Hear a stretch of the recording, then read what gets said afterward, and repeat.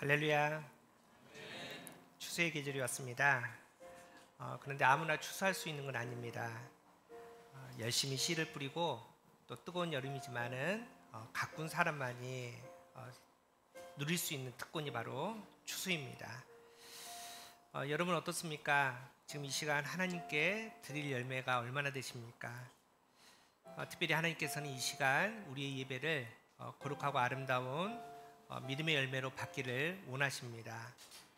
그래서 우리는 이 시간 예배를 습관적인 예배가 아닌 참된 예배자로 나아가기를 원합니다.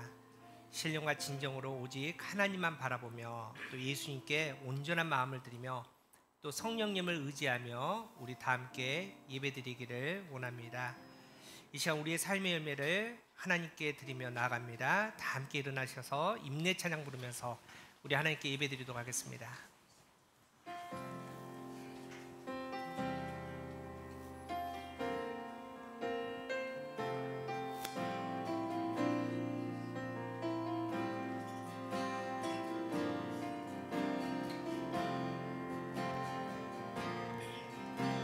우리 모두 예배하는 자 되어 온전히 영과 진리로 주를 예배하자. 주가 우리와 함께 영원히 함께 하시고 마르지 않는 샘물로 우리 채우시리. 우리 모두 예배하는 자 되어 온전히 영과 진리로 주를 예배하자. 주가 우리와 함께 영원히 함께 하시고 마르지 않는 샘물로 우리 모두 예배하는 자 되어 온전히 영과 진리로 주를 예배하자. 주가 우리와 함께 영원히 함께 하시고 마르지 않는 샘물로 우리 채우시리라.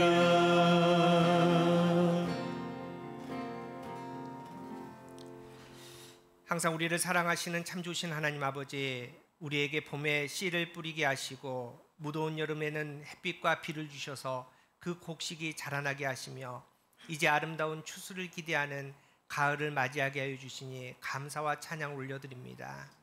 하나님, 우리는 매일 하나님 앞에서 온전한 삶을 살겠다고 결심하지만 지난 한 주간 우리들은 또다시 하나님을 잊어버리고 세상의 일과 육신의 즐거움에 빠져 살았습니다.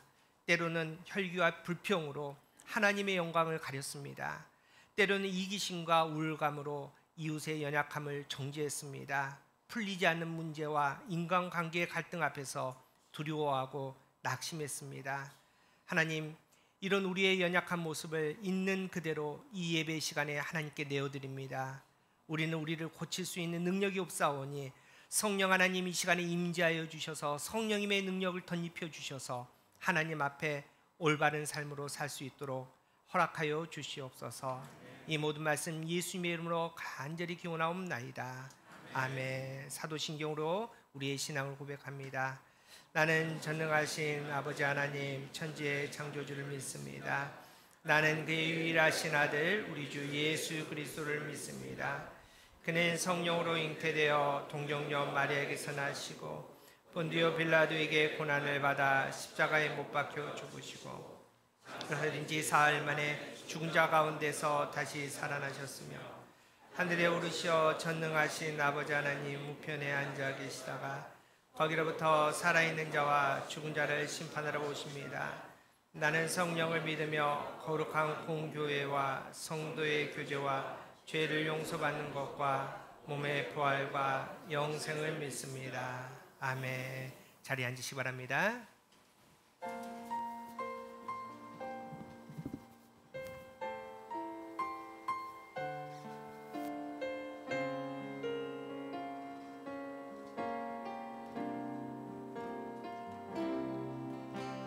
주님만이 나를 아시네.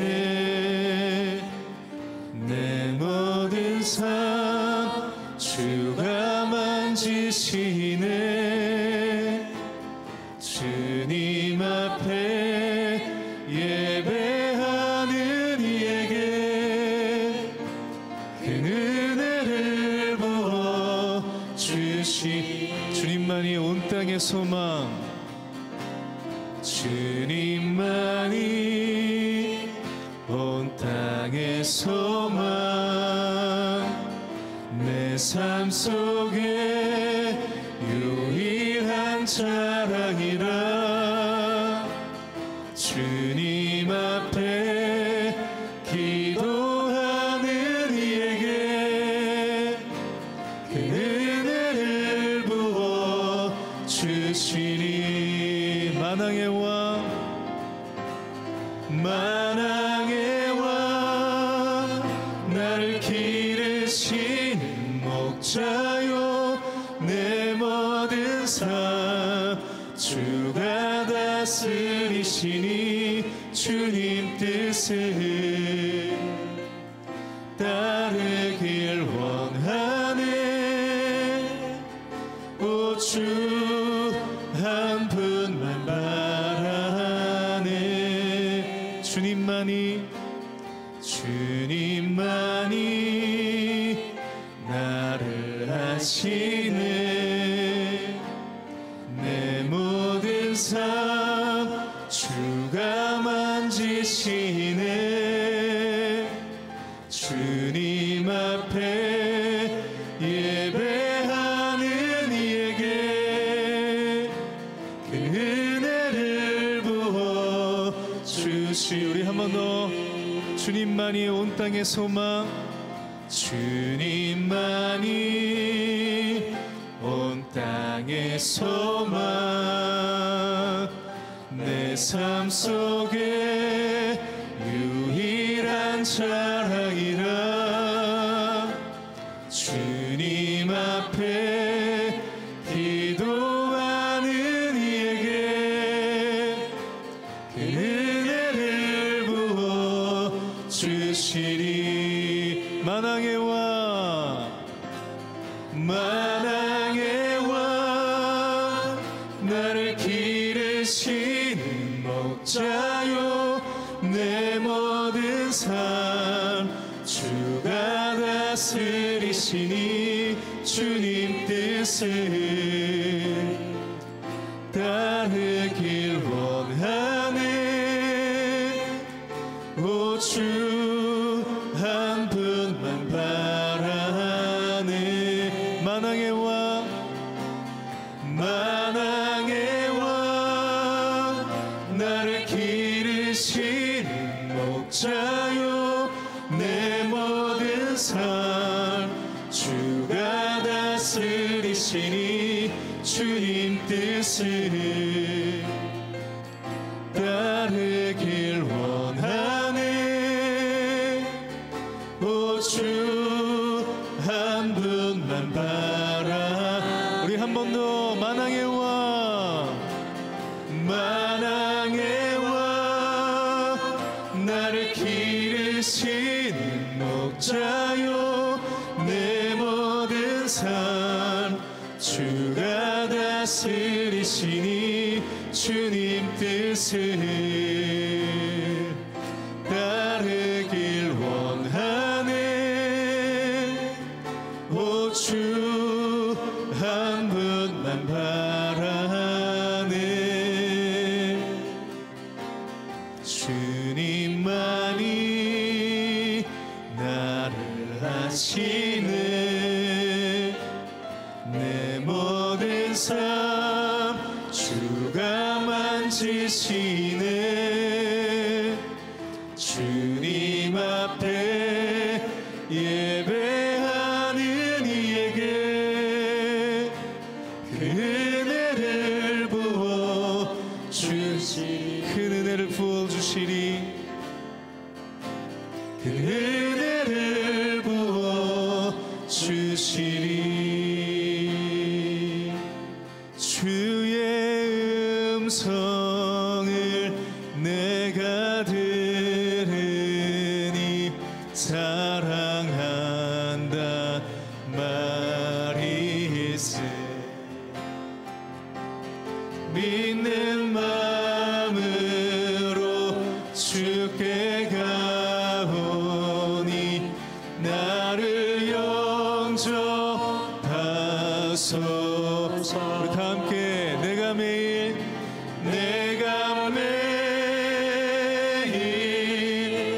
십자가 앞에 더 가까이 가오니 구세주의 흘린 보배 피로써 나를 정케 하소서. 주여 넓으신 은혜 베푸사 주여 넓으신 은혜 베푸사 나를 받아 주시고 나의 품은 뜻 주의 뜻같이 되게 하여 주소서. 내가 매일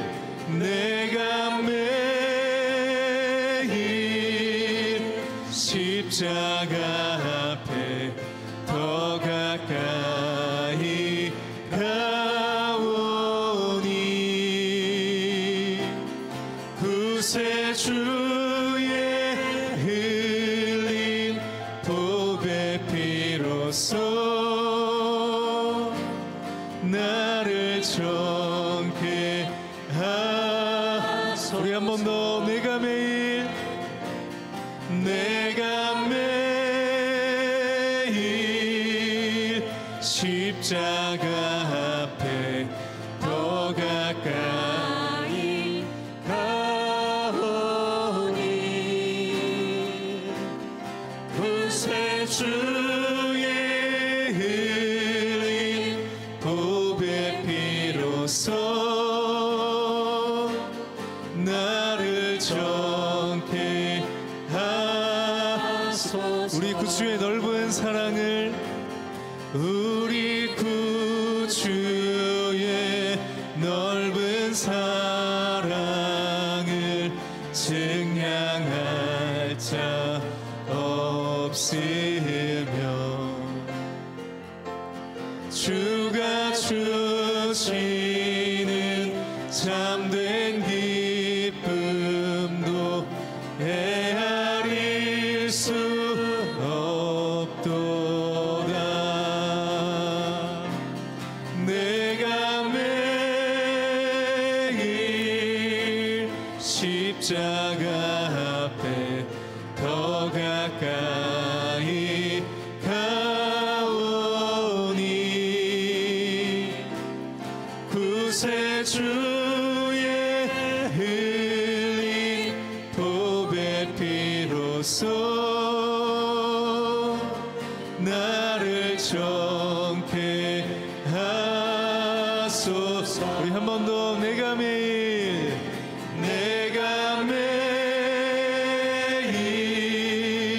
십자가 앞에 더 가까이 가오니 구세주의 흘린 보배 피로써 나를 정케 하소서. 우리 함께 기도합시다. 함께 기도하실 때 이 시간 주님의 음성을 사모하면서 기도합시다. 하나님, 이 시간에 우리에게 말씀하여 주시옵소서. 세상 살다 보니 하나님, 우리의 마음이 하나님을 떠나 세상에 가게 되고 우리의 시선이 땅에 떨어져 있었는데 이제 주님의 음성을 듣겠사오니 말씀하여 주시옵시고 다시 주님의 음성 가운데 하나님 나라의 산소망을 회복할 수 있는 거룩한 예배 시간, 하나님 복된 시간 되게 해달라고 이 시간 잠시 기도하도록 하겠습니다. 우리 간절하게 주님의 이름 부르면서 기도합시다. 주여 참으로 주신 하나님 감사합니다. 이 시간 하나님을 바라봅니다. 거룩하신 시간 하나님께서 불러주신 거룩한 말씀의 시간, 말씀의 제단 앞에서 주님을 바라보며 주님께 아버지 우리 마음을 내어드리오니 하나님 붙들어 주시옵시고 하나님 마음을 붙들어 주시옵소서. 하나님 간절히 바라옵기는 하나님 이 예배 시간이 단순한 시간을 흘러가는 시간 되지 않게 하여 주시옵소서. 습관적인 예배 시간 되지 않게 하여 주시옵소서. 거룩한 하나님을 만날 수 있는 복된 말씀의 시간 될 수 있도록 좀 인도하여 주시옵소서. 하나님 세상에 우리의 마음이 빼앗겼습니다. 우리의 시선이 땅에 떨어졌습니다. 하나님 주신 그 거룩함 가운데 하나님을 다시 만나게 하여 주시옵시고 그 거룩함 가운데 하나님을 마음을 거룩하게 회복될 수 있도록 좀 인도하여 주시옵소서. 아버지와 간절히 바라옵기는 하나님 나는 건강이 이곳에 회복되기를 원합니다. 하나님 주신 그 거룩한 십자가 영광이 회복되기를 원합니다. 하나님 말씀하여 주시옵시고 은혜를 다하여 주시옵시고 그 영광 가운데 하나님 만날 수 있는 복된 시간 될 수 있도록 성령 아버지여 인도하여 주시옵소서. 하나님 아버지여 이 거룩한 예배 시간 주님 말씀하여 주시고 하나님의 얼굴을 보여주실 텐데 하나님 주님께서 주신 그 거룩함 가운데 주님께서 주신 그 거룩한 마음이 아버지 회복될 수 있는 복된 시간 되게 하여 주시옵시고 아버지가 될 수 있도록 주님 인도하여 하여 주시옵소서. 아버지가 될 수 있도록 인도하여 주시옵소서. 아버지 말씀 가운데 충만할 수 있도록 주님 아버지 인도하여 주시옵소서.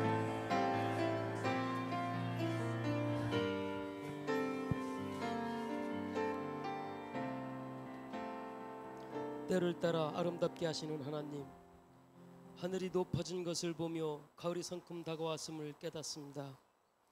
풍요로운 계절을 맞이하여 주님께 예배드릴 수 있는 이 복된 주일을 허락하심을 감사드립니다. 이 시간 주님께 예배하는 저희들의 심령마다 주님의 은혜로 풍성하게 채우셔서 예배의 기쁨을 누릴 수 있게 하여 주시고 주님의 영광을 나타내는 예배자가 되게 하여 주옵소서. 주님, 서늘한 바람이 대지에 감돌고 있습니다. 은총으로 가득한 성령의 바람이 우리의 삶의 결실을 도우시려고 우리에게 가까이 임하여 계시는 것을 믿습니다. 주님, 우리 마음에 의의 열매가 익어가기를 원합니다. 그러나 지금 저희 심령을 뒤돌아보니 악하고 거짓된 것들로 가득 차 있습니다. 저희의 포도원에 들포도만 무성할 뿐입니다. 주님, 이 시간 회개하오니 용서하여 주시고 회개의 열매를 맺을 수 있게 하여 주옵소서. 주님, 우리가 교회를 이 지역에 세워주시고 주님의 은혜 가운데 든든히 서가게 하심을 감사드립니다. 또한 온 교우들이 한마음 한뜻이 되어 주님의 몸된 교회를 잘 섬길 수 있도록 함께하여 주심을 감사드립니다.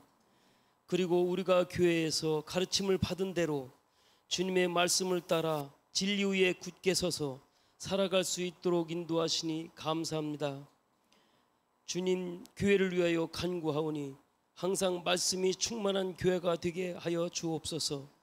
인생에 지친 심령들이 말씀을 통하여 위로를 얻고 새 힘을 얻을 수 있는 교회가 되게 하시며 가란 심령마다 흘러넘치는 주님의 은혜를 체험할 수 있는 교회가 되게 하여 주옵소서. 항상 사랑이 넘치는 우리가 교회가 되기를 원합니다. 주님, 오늘도 사람이 떡으로만 사는 것이 아니라 주님이 말씀으로 사는 것인 줄 알기에 그 말씀을 붙들기 위하여 주님 앞에 모인 저희들을 기억하시고 말씀을 통하여 주님의 신령한 은혜를 맛보게 하시며 세상에서는 얻을 수 없는 기쁨을 얻을 수 있는 이 시간 되게 하여 주옵소서. 오늘 말씀을 들고 단위에 서시는 정희성 목사님을 기억하시고 성령의 두루마기를 입혀주셔서 생명의 말씀, 능력의 말씀을 전하시기에 부족함이 없게 하여 주옵소서. 예배의 시작과 끝을 주님께 맡겨드립니다. 홀로 영광 받으실 것을 믿사옵고 살아계신 예수님의 이름으로 기도드리며 이제는 주님이 가르쳐 주신 기도로 함께 기도드리겠습니다. 하늘에 계신 우리 아버지, 아버지의 이름을 거룩하게 하시며 아버지의 나라가 오게 하시며 아버지의 뜻이 하늘에서와 같이 땅에서도 이루어지게 하소서. 오늘 우리에게 일용할 양식을 주시고 우리가 우리에게 잘못한 사람을 용서해 준 것 같이 우리 죄를 용서하여 주시고 우리를 시험에 빠지지 않게 하시고 악에서 구하소서.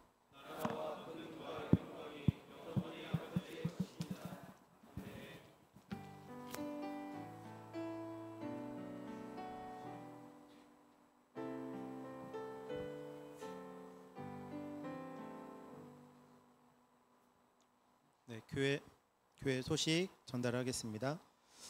2부 예배 후에 위틴즈 이름 모임 있고요. 피택자 교육 1시에 있습니다. 권사의 원례에 마찬가지로 2부 예배 후에 있으니 모여주시기 바라겠습니다. 새벽 예배 월요일 현장 예배 여기서 드리고요.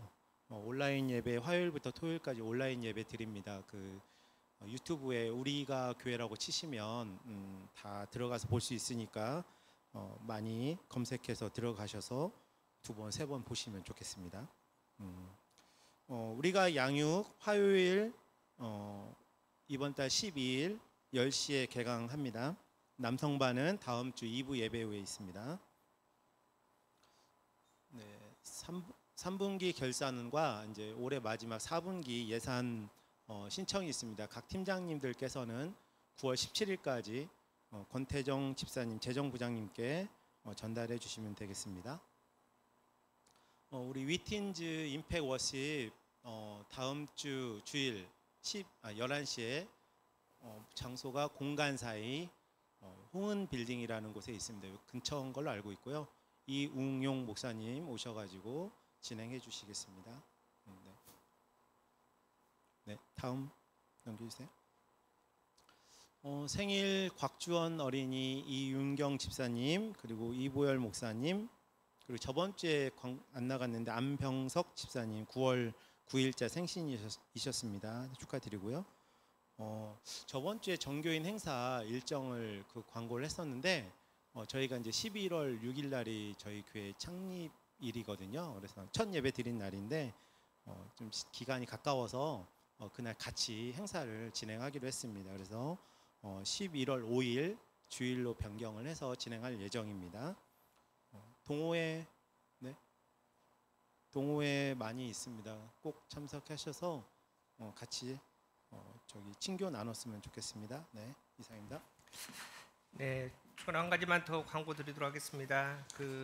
말씀드렸지만은 우리 위틴즈 우리 청소년부 예배를 임팩트 워십이라고 아직 우리 청소년들 함께 예배 드리고 있지 않습니까? 그래서 아마 이제 내년부터는 우리 청소년부가 이제 독립해서 예배를 드려야 되는데 이제 그 중간 단계로 우리 대전 지부 매일성경 대전 지부 이웅용 목사님이 청소년 사역자인데 좀 특별한 예배로 한 달에 한 번씩 저희 아이들이 영적으로 좀 성장할 수 있고 또 하나님의 말씀을 좀 깊게 만날 수 있는 이제 특별한 예배로 저희가 준비합니다. 그래서 한 달에 한 번 정도 해서 지금 현재는 한 17주 정도 지금 이어질 그런 계획입니다. 그래서 기도 많이 해주시고 또 우리 아이들이 정말 믿음 안에서 잘 자라날 수 있도록 또 혼도 많이 해주시기 바랍니다. 우리 서로 축복 나누도록 하겠습니다.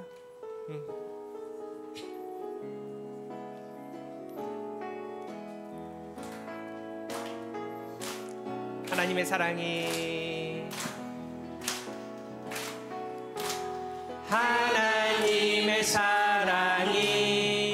당신의 삶 가운데 가득하기를 축복합니다. 하나님의 은혜가 우리 가운데 가득하기를. 우리 좌우 옆에 계신 분들 우리 축복하면서 우리 함께 축복 나눕니다. 하나님의 사랑이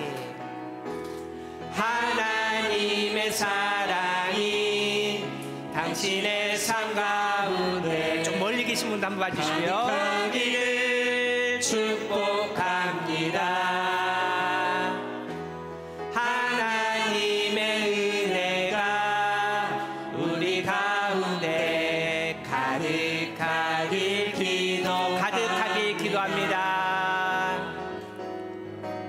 가득하길 기도. 마지막으로 가득하길 기도합니다.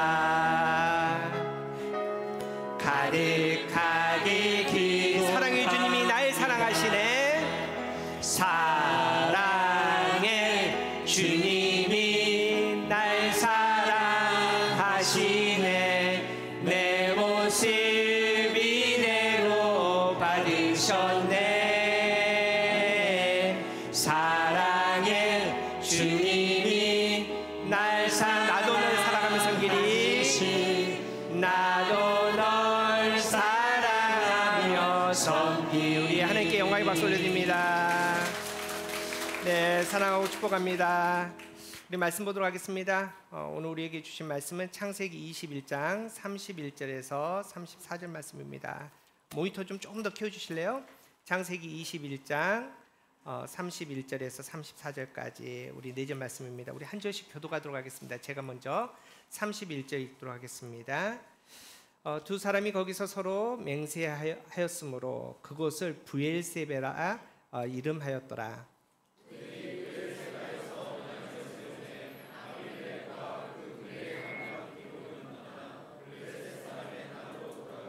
아브라함은 브엘세바에 에셀 나무를 심고 거기서 영원하신 하나님의 이름을 불렀으며 이는 하나님의 말씀입니다. 할렐루야. 지난 한 주간 제가 휴가로 교회를 떠나 있었습니다.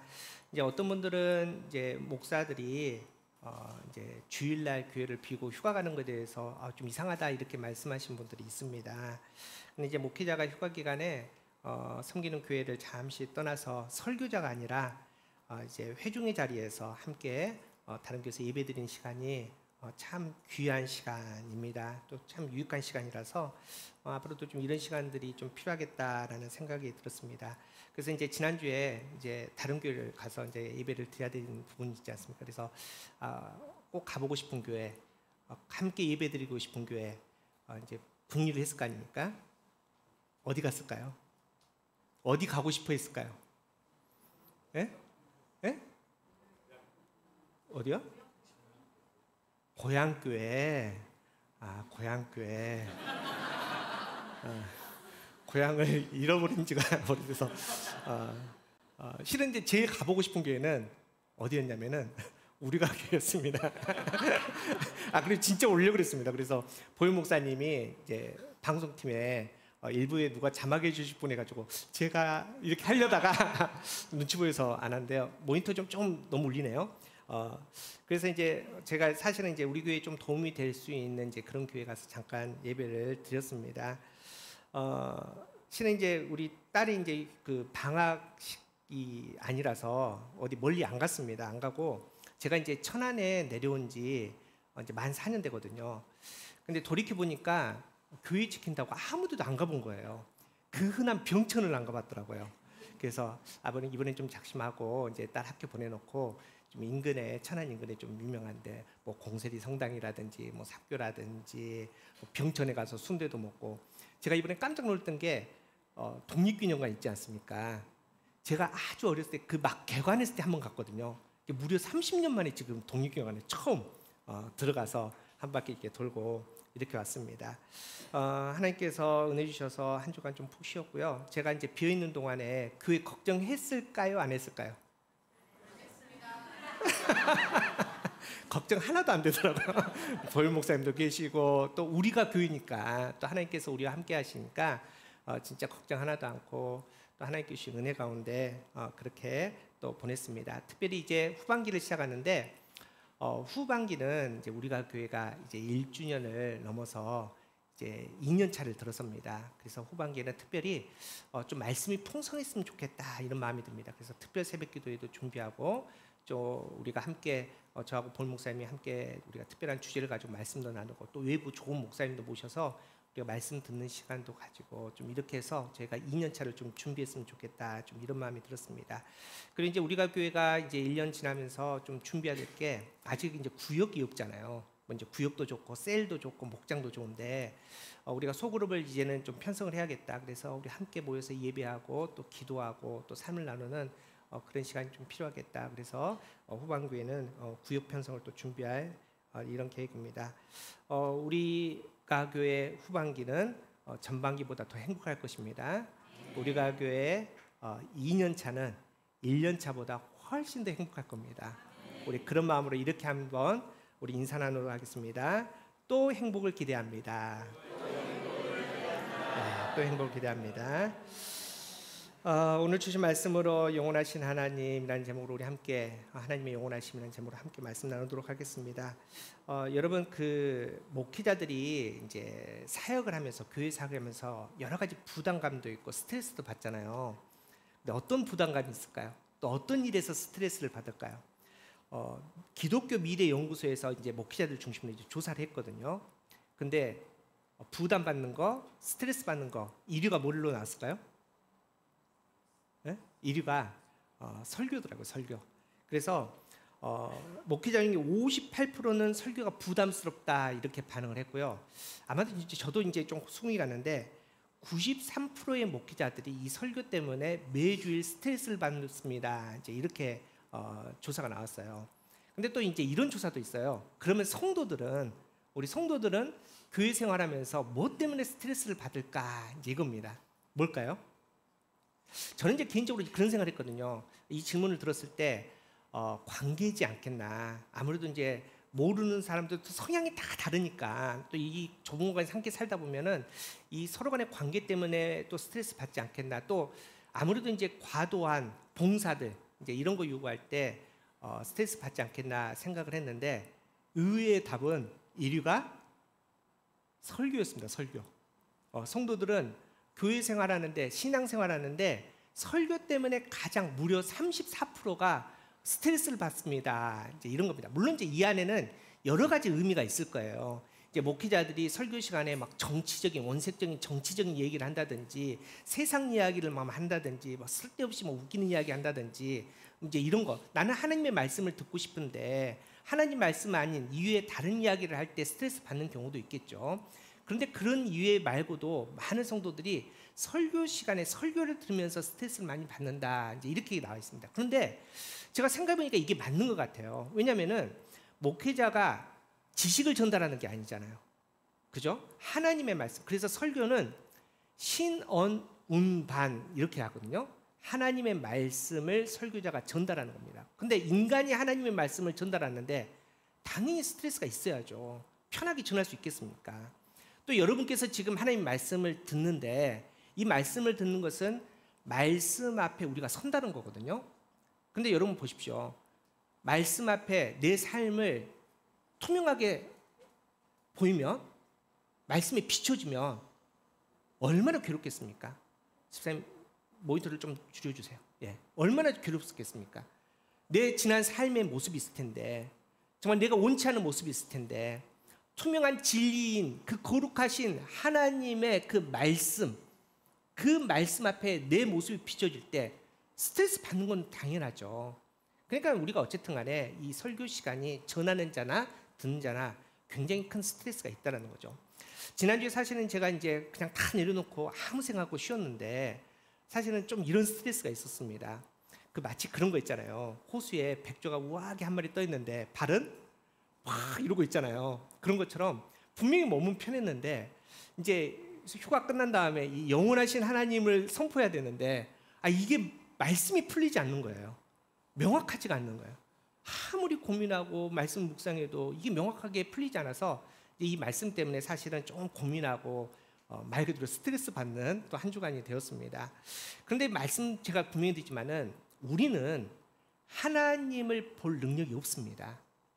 우리는 하나님의 말씀을 들은 능력도 우리는 없습니다.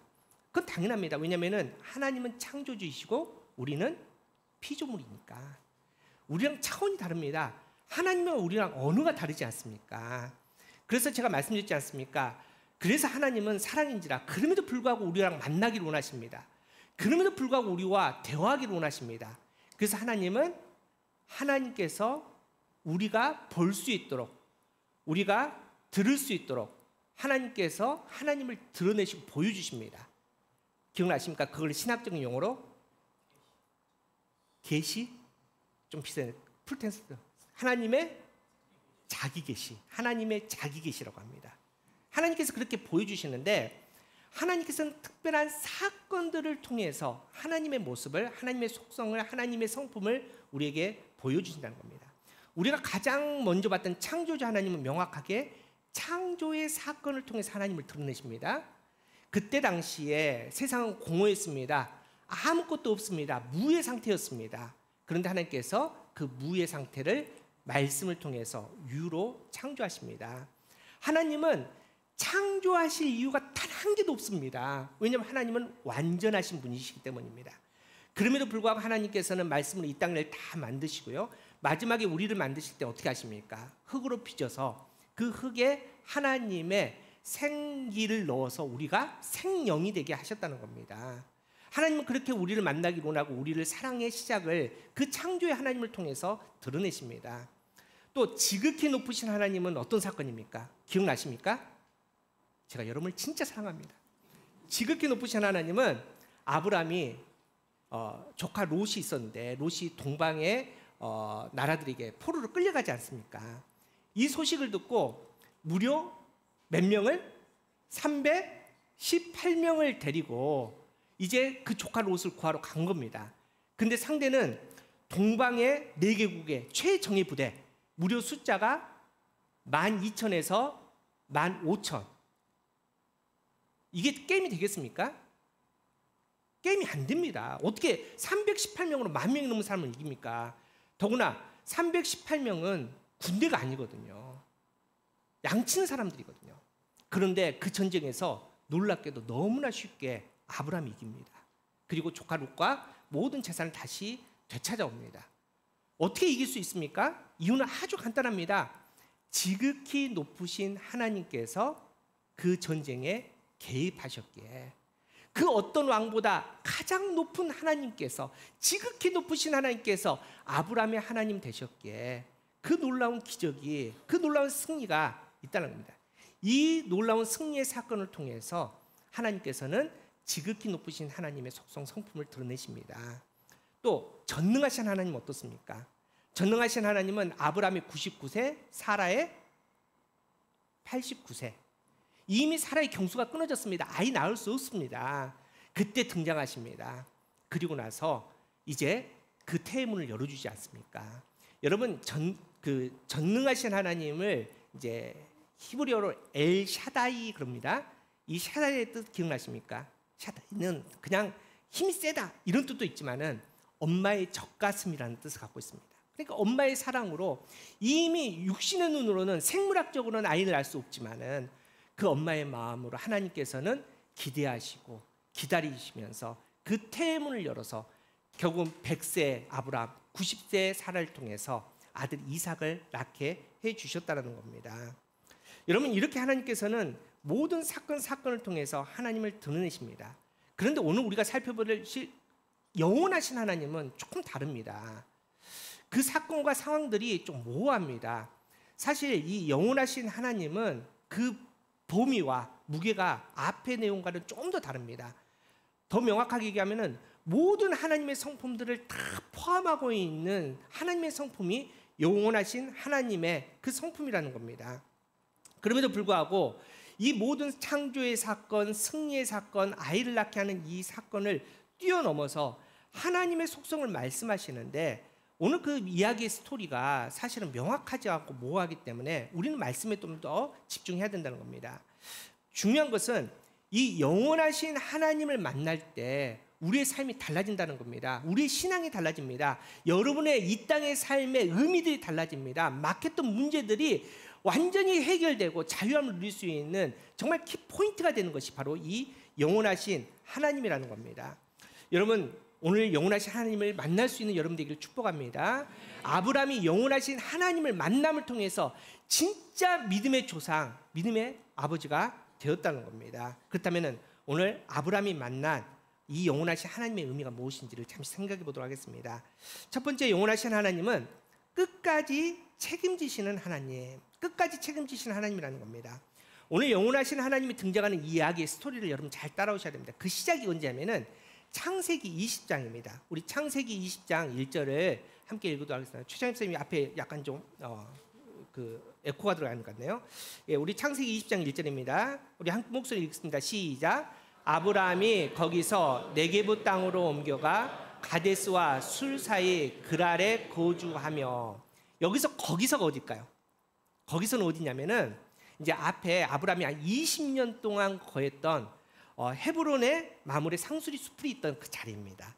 혹시 기억나십니까? 헤브론의 뜻이 뭐냐면은 헤브론이 연합과 교제라는 뜻을 가지고 있습니다.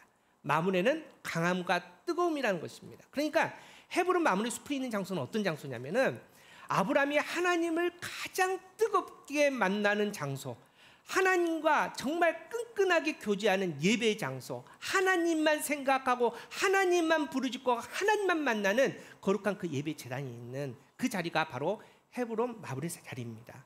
그런데 아브라함이 거기를 떠났다는 겁니다. 그리고 나서 어디를 갔냐? 그랄 땅입니다. 그랄 땅의 뜻은 정지된 곳입니다. 블레셋, 물론 이제 시대적 차이가 있지만 블레셋 사람들이 거하는 땅이 그랄 땅입니다.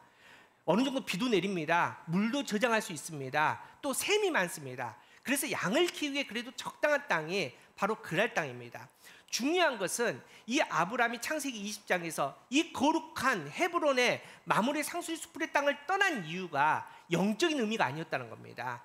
여러 가지 세상적인 의미, 양을 키우기 위해서 여러 가지 그런 의미를 가지고 이제 헤브론을 떠나서 도착한 곳이 세상의 한복판, 세상 사람들이 있는 그 그랄 땅이라는 겁니다. 여러분, 근데 이 그랄 땅에 가자마자 한 가지 수치를 당합니다. 어떤 일을 당하냐면은 그랄 땅에 거기에 이제 뭐 군주가 있을 거 아닙니까? 그랄 왕 아비멜렉이 있었는데 이 아비멜렉에게 자기 사랑하는 아내를 누이라고 또 속이고 빼앗긴 사건이 있습니다. 그 앞에 또 비슷한 사건이 있었잖아요. 근데 저는 이 사건이 좀 이해가 안 갑니다. 여러분 한번 들어보십시오. 창세기 17장에 전능하신 하나님께서 아브라함과 사라에게 나타납니다. 그때 나이가 아브라함 99세, 사라 89세. 그리고 이제 창세기 20장을 넘어서 이제 이 아비멜렉한테 아내 사라를 빼앗기거든요. 다시 말해서 아비멜렉이 사라가 마음에 들어서 빼앗았는데 그러면은 사라의 나이가 그죠? 뭐가 좋았을까요? 그리고 그렇게 평생 살았는데 그걸 또 빼앗기는 아브라함이나 더구나 그냥 빼앗긴 것도 아닙니다.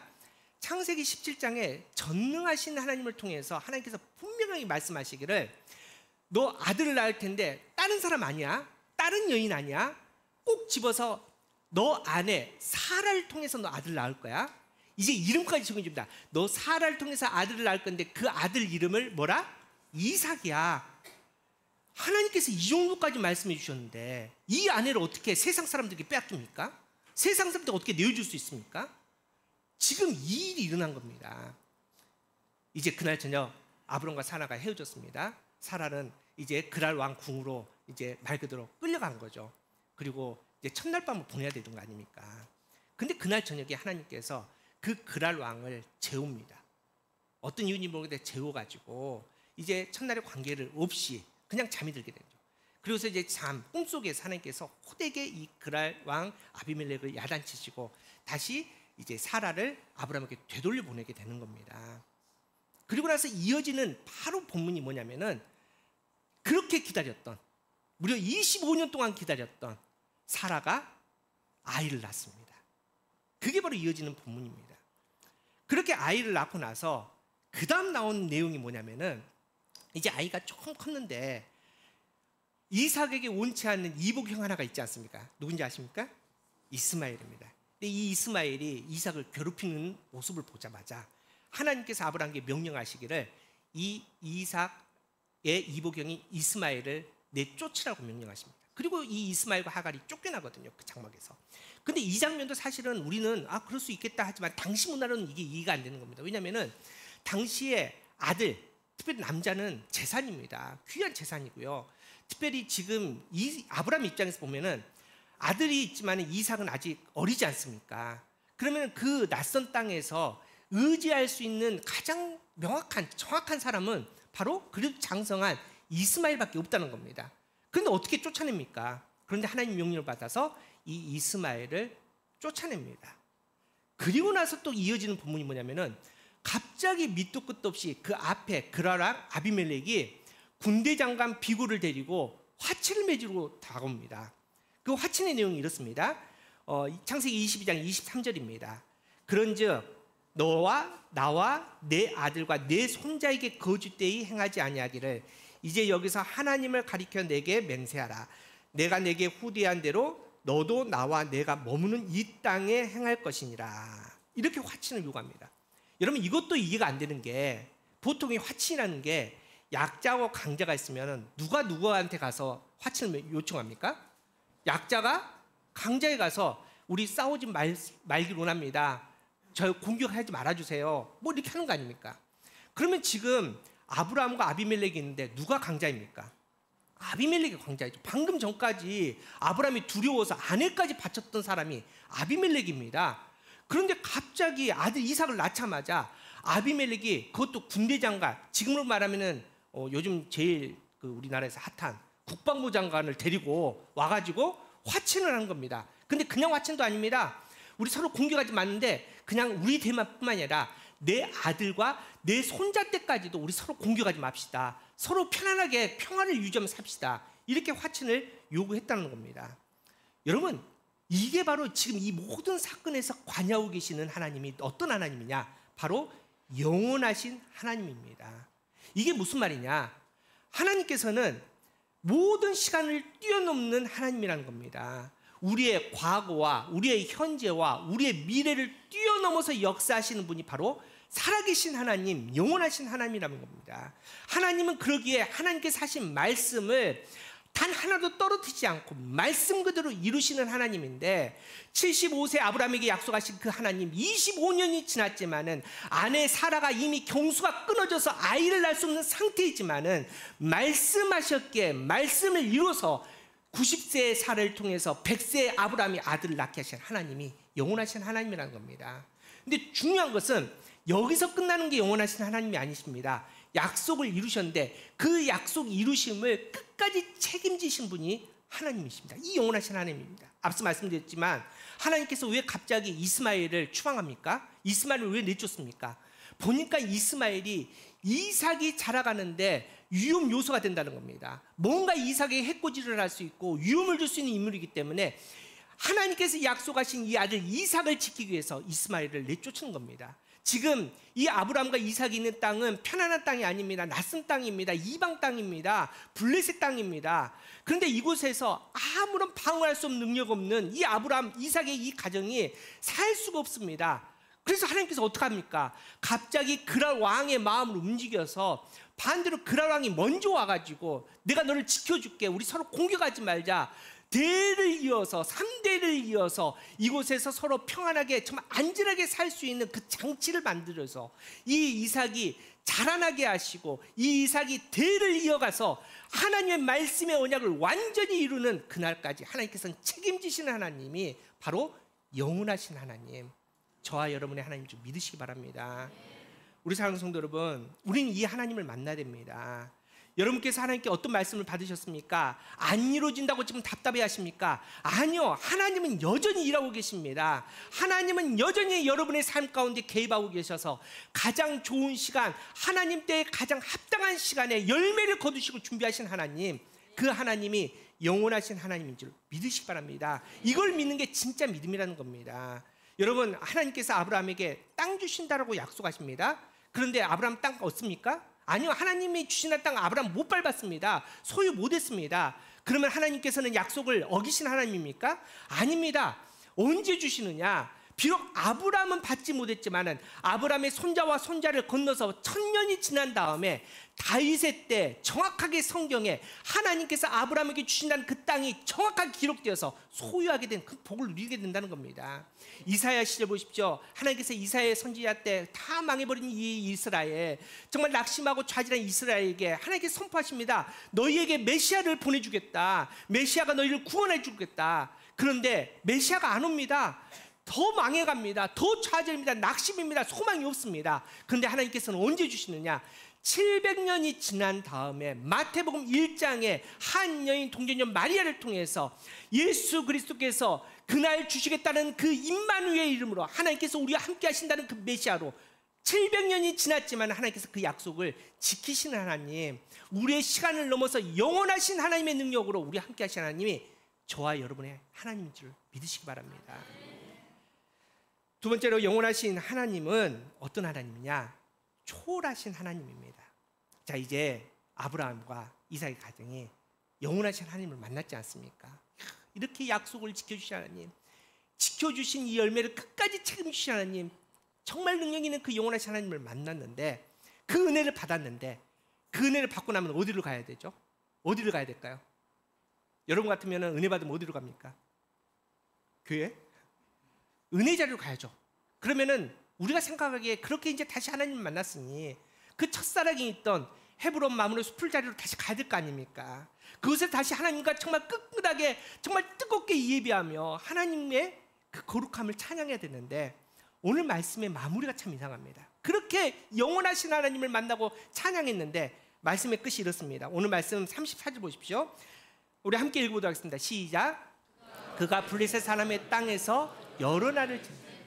여기서 여러 날을 지냈다는 것은 그냥 이제 뭐 짐 싸기 위해서 좀 지냈다 이게 아니라 굉장히 시간이 길었다는 겁니다. 그러니까 그 영원하신 하나님을 만나고 나서 하나님께서 약속하신 땅이 아닌 헤브론 땅이 아닌 어디 땅에서? 블레셋 세상 한복판 땅에서 오랜 시간을 보냈다. 성경이 이렇게 기록했습니다. 여러분 저는 이게 좀 이해가 안 되었습니다. 당연히 은혜 자리로 가야지. 그러면 왜 아브라함은 왜 그 블레셋 땅에서 왜 계속 있었을까? 왜 머물렀을까?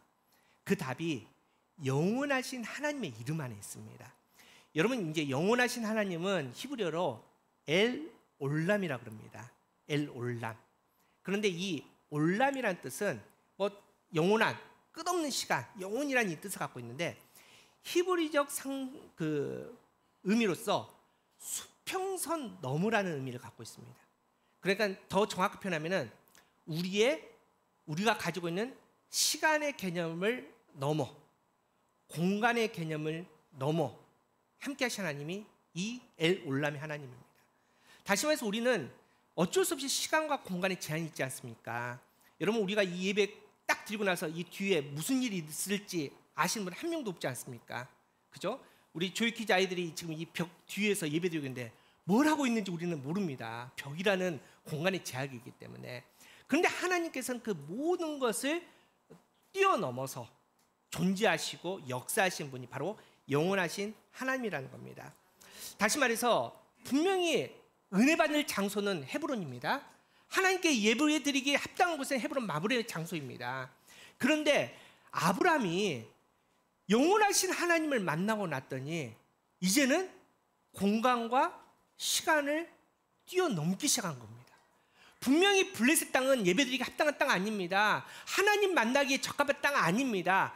그런데 영원하신 하나님을 만나고 그 시간과를 넘어서다 보니까 그것이 블레셋 땅이든 그것이 어느 땅이든 하나님께 예배드리는데 아브라함에게 전혀 상관이 없는 상태가 되었다는 겁니다. 여러분 이게 정말 큰 은혜 아닙니까? 여러분 우리가 한국교회가 또 우리 성도들이 지금 가장 큰 문제점이 뭡니까? 예배당 안에서는 천사입니다.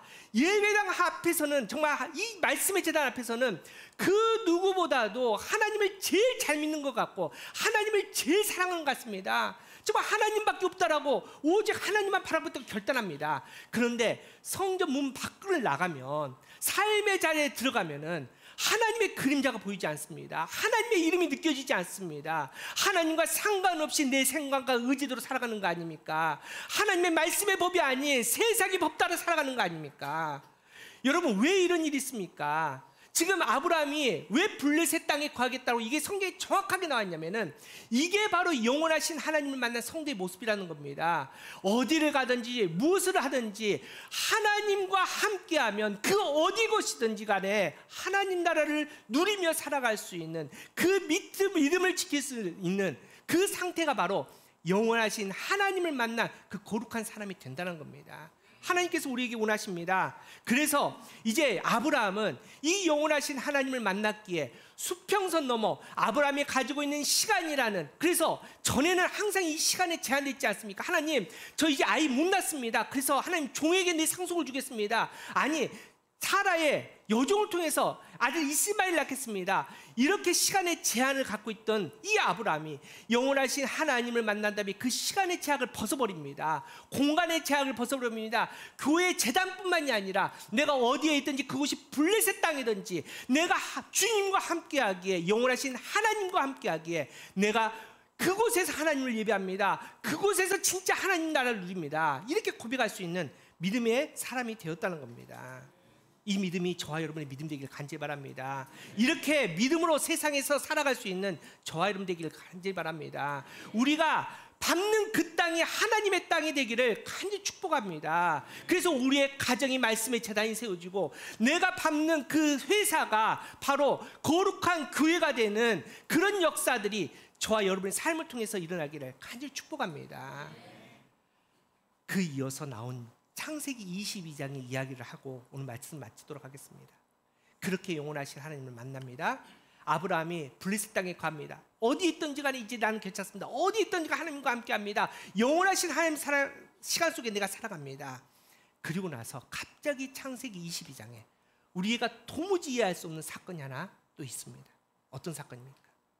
하나님께서 갑자기 아브라함에게 100세에 겨우 낳은 아들 이삭을 모리아산에 가서 바치는데 그냥 바치는 게 아니라 번제로 바치라는 겁니다. 그 말은 죽여서 바치라는 겁니다. 여러분, 우리가 이제 먹는 거 좋아하는데 우리 먹는 거 제일 추접할 때 뭡니까? 줬다가 뺏는 거 아닙니까? 아니 100세 그렇게 어렵게 아들 줬는데 얼마 전에 이게 뺏는 건 또 뭡니까? 하나님 왜 그러셨을까요? 그런데 하나님께서 그 이유를 그 사건 시작하는 그 첫머리 이렇게 기록하십니다. 창세기 22장 1절입니다. 우리 함께 읽겠습니다. 시작. 그 이후에 하나님이 아브라함을 시험하시려고 그를 부르시되 아브라함아 하시니 그가 이르되 내가 여기. 하나님께서 시험하신답니다. 무엇을 시험하셨을까요? 시험의 내용이 뭘까요? 믿음을? 뭘 시험했을까요? 아들을 바칠 수 있을까 없을까?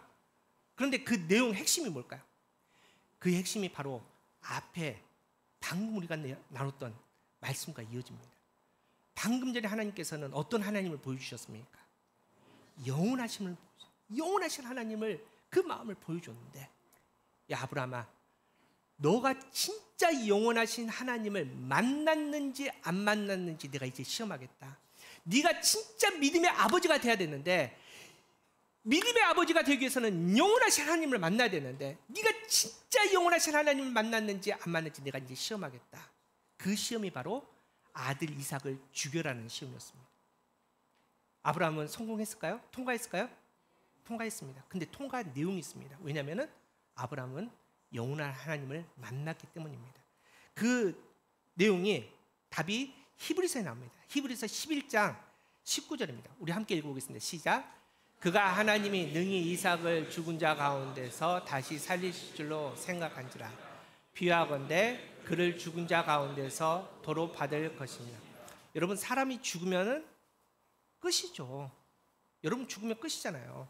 그런데 아브라함이 영원하신 하나님을 만나고 나서 앞서 말씀드렸지만 수평서 넘어 인간의 시간을 이제 뛰어넘기 시작하는 겁니다.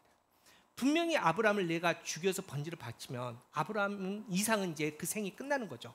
그런데 이미 영원하신 하나님 나라의 시간, 그 하나님과 함께 거하다 보니까 아브라함이 고백하기를 하나님, 이삭이 죽어도 죽은 게 아닙니다. 왜냐하면 이삭의 생명이 누구의 손에?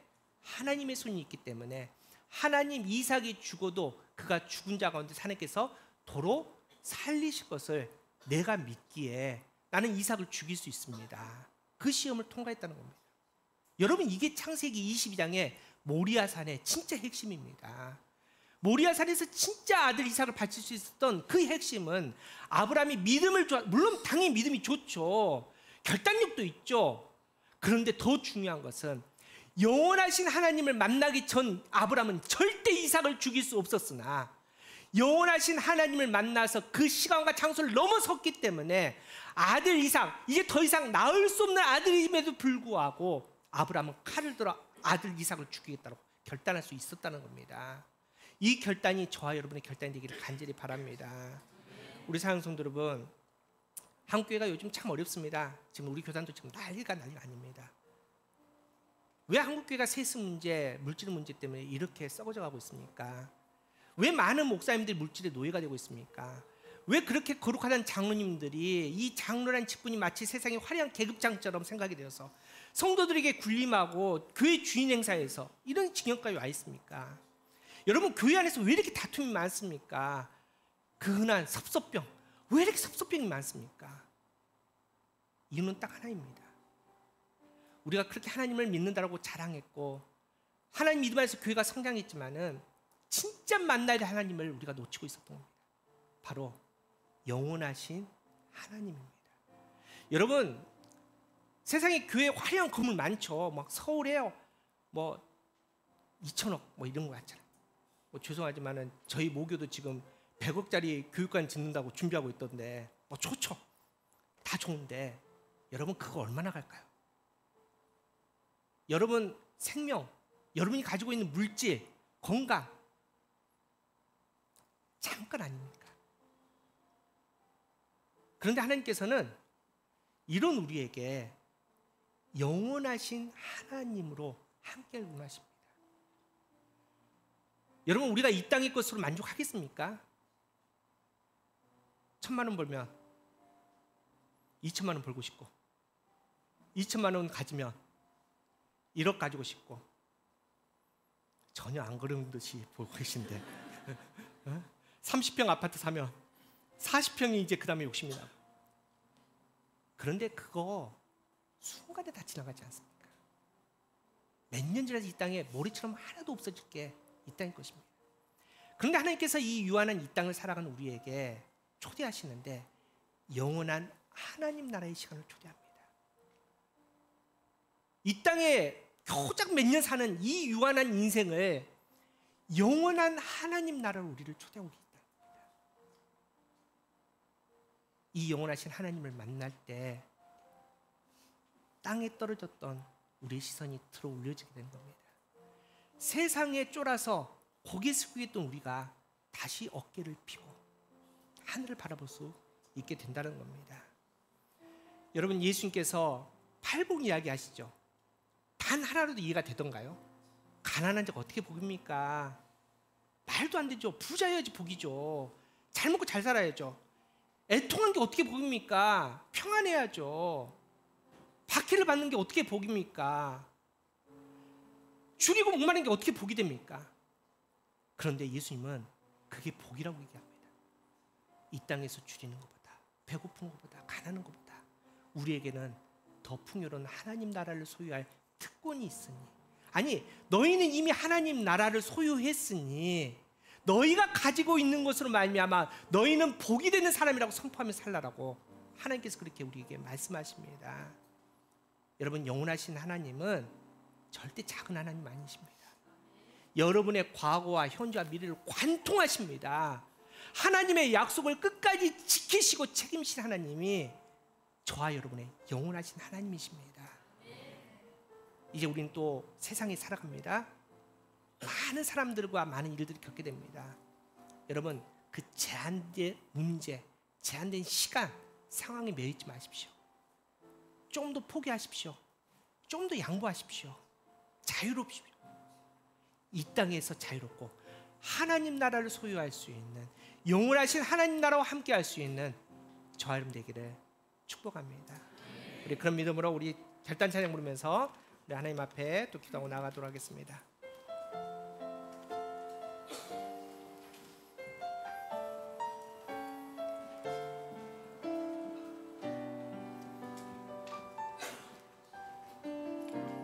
나는 내 마음의 복음이, 나는 내 마음의 복음이 흥했던 곳에서 다시 아버지를 만나고, 주님 내 마음의 연약한 눈물의 끝에서 또 나를 반겨주시네. 우리 다시 합니다. 할 때 좀 빨리 하겠습니다. 나는 내 마음의 복음이 흥했던 곳에서 다시 아버지를 만나고, 주님 내 마음의 연약한 눈물의 끝에서 또 나를 반겨주시네. 작다 생각했던 그의 부르심, 작다 생각했던 그의 부르심, 다시 나를 회복해 하시네. 다시 일어나, 다시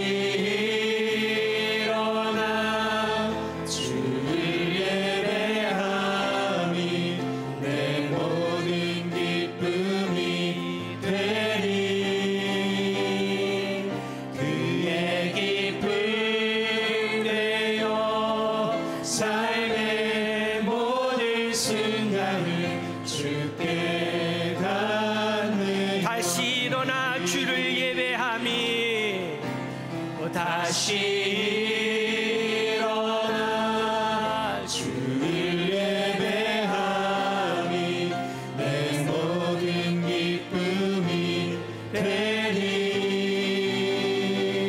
그의 기쁨 되어 삶의 모든 순간을 주께 우리 믿음으로 고백할 때 우리 손을 들고 함께 찬양합시다. 손 들고 다시 일어나 다시 일어나 주를 예배하니 내 모든 기쁨이 되리 그의 기쁨 되어 삶의 모든 순간 우리 마지막으로 간절하게 주님을 부르짖으며 다시 일어나 주를 예배하니 다시 일어나 주를 예배하니 내 모든 기쁨이 되리 그의 기쁨 되어 삶의 모든 순간을 주께 하네요. 이 시간 우리 함께 기도합시다. 함께 기도하실 때 하나님께서 이 시간에 우리를 초대하십니다. 영원하신 하나님 앞으로 초대하십니다. 그동안 우리는 너무나 이 땅의 작은 것들에 매여 살았습니다. 작은 물질에 우리의 삶을 포기를 했고 사랑 관계를 통해서 낙심을 했고 또 우리의 자녀의 문제, 건강의 문제, 우리의 마음을 빼앗겼습니다. 이 땅의 시간에 매여 살았으며 이 땅의 공간에 우리의 모든 것들을 제한하며 살았습니다. 이런 우리에게 영원하신 하나님은 하나님 나라의 그 풍성함으로 하나님 나라의 그 거룩함으로 하나님 나라의 소망으로 우리를 초대하십니다. 하나님의 사랑하는 자녀이기에 아들아 딸아 나와 함께 거룩한 하나님 나라를 누리며 살자라고 우리를 초대하시며 하나님의 거룩한 손을 내미십니다. 이 시간 믿음으로 그 손을 붙잡기로 원합니다.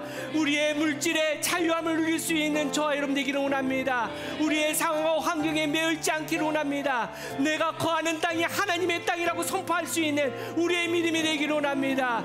영원한 하나님 나라를 바라보며 이 땅이 아닌 하나님 나라를 소망하며 살아갈 수 있는 우리의 믿음이 되라. 하나님 이 시간에 간절한 우리의 믿음에 거룩한 능력을 허락해달라고 이 시간 주님의 이름을 간절히 부르면서 기도하도록 하겠습니다. 주여 잡아주신 하나님 감사합니다. 이 시간 거룩한 말씀에 대하여서 아버지 우리가 놓쳤던 영원하신 하나님의 감사합니다. 영원하신 하나님의 그 거룩함 가운데 우리의 마음을 열리게 하여 주시면 감사합니다. 아버지 미련하게 살았습니다.